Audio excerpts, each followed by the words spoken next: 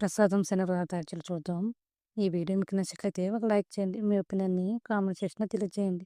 బౌల్‌లోనికి cup శనగలేసుకొని ములిగేంత వరకు water పోసి ఒక రాత్రి మొత్తం నానబెట్టుకోవాలి. ఇలా నానిన శనగలను కుక్కర్‌లో ఏసుకొని ములిగేంత వరకు వాటర్ పోసుకొని కొద్దిగా సాల్ట్ ఏసుకొని స్టవ్‌ని మీడియం ఫ్లేమ్‌లో పెట్టుకొని 4, 5 విజిల్స్ వచ్చేంత వరకు ఉడికించుకోవాలి.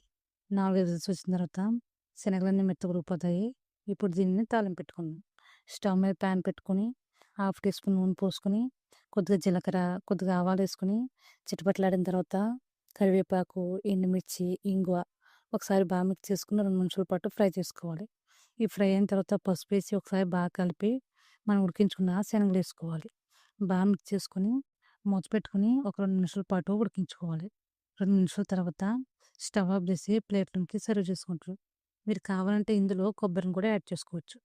అంతేనండి. ఎంతో ఈజీగా, టేస్టీగా ప్రసాదం శనగలు రెడీ. మీకు నచ్చితే ఒకసారి ట్రై చేయండి. మీ ఒపీనియన్‌ని కామెంట్ సెక్షన్‌లో తెలియజేయండి.